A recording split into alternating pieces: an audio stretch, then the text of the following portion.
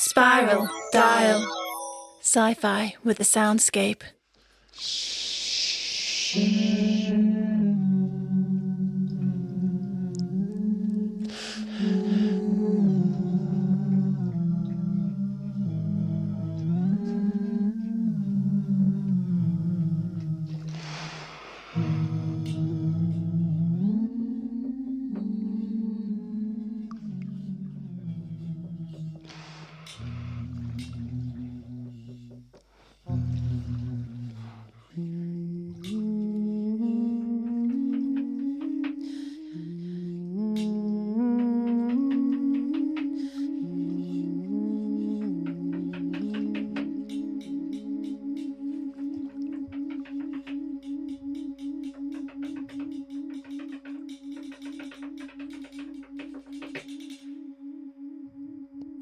The captain's mouth flapped open and closed, forming words which Jessica could not quite make out. The general gist seemed quite clear. Anger, rage, frustration. Jessica couldn't quite hold back a smile. The captain's expression became darker still, and they started trying to thump the bottom of the tank with their palms, but the limited space gave them very little opportunity to make an impact. "How long do you think they can survive down there, Pyrope?" Jessica asked. "Who knows? Who cares? Our only aim is to return to the Earth, sister, and we must do it now. Finn tells me that the concert will soon be complete. We must leave this cursed vessel without delay." "It's all very well saying we have to leave," Jessica said. "Quite another actually doing it." She fingered her necklace. She wondered what would happen should she jump overboard with the watch. She wasn't sure she wanted to find out. "There's a perfectly good window over there," Pyrope said. "How about we make use of it?" Jessica edged around the tank to the far side of the office. Pyrope was right. The window lay open from floor to ceiling, and yet very little was visible. Bright sunshine poured through the other windows, only interrupted by the landmass they had sighted earlier that morning. It seemed smaller now they were closer, more of an island than anything else, but still, it was land. Through the broken window there was only darkness. Jessica reached her hand out into the damp air. As soon as she did so, she felt something pulling her out of the ship. She grabbed onto the remaining window, clinging to the splintered edge to the detriment of her hands until the wind finally subsided. She threw herself around the corner and away from the opening. "I could have died, Pyrope. Look how high we are. And there's a storm out there. We'll never survive. I'd rather take my chances on board." She examined her bloodied hands, picking out the splintered glass as best she could. Sister, why are you putting the evidence of your eyes over your other senses? What makes you think that fake sunshine is better than a real storm?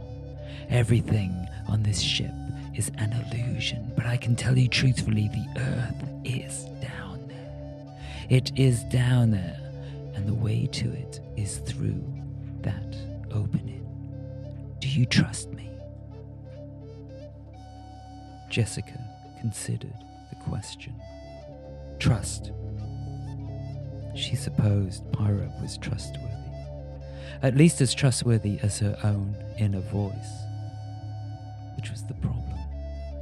What if Pyrope was her own inner voice? What if the ship had driven her mad and she were about to jump off the top deck to certain death? Perhaps that was what had happened to the last Doctor. Talking cat stampedes, perverted hammocks. She was no longer sure which way to turn. As if he understood her quandary, Finn leapt onto the top of the tank, purring, kneading its surface with his paws. The sight of Finn atop the tank raised a whole raft of new questions. How the hell had they got a dolphin tank up those stairs? Before she could form the question in her mind, Pyrope spoke. "The tank is one of us, sister.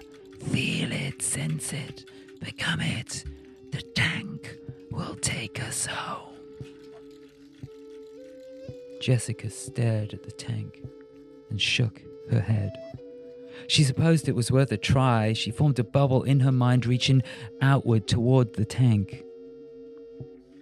Nothing happened. Footsteps filled her ears, a distinctive creaking sound, heavy boots on metal.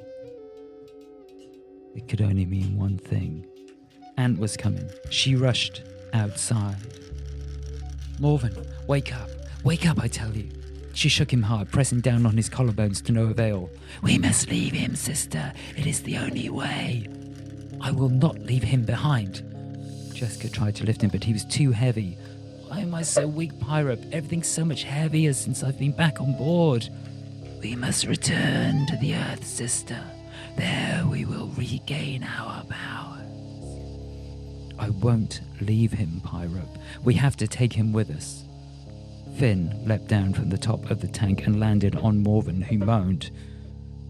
Finn lay down on his chest and started to purr. What a purr it was. The vibrations grew louder and louder, shaking the very ground Jessica stood on, drowning out the encroaching footsteps. Finally, Finn licked at Morven's nose. "Jessica." Morven's eyes opened. "Where are we?"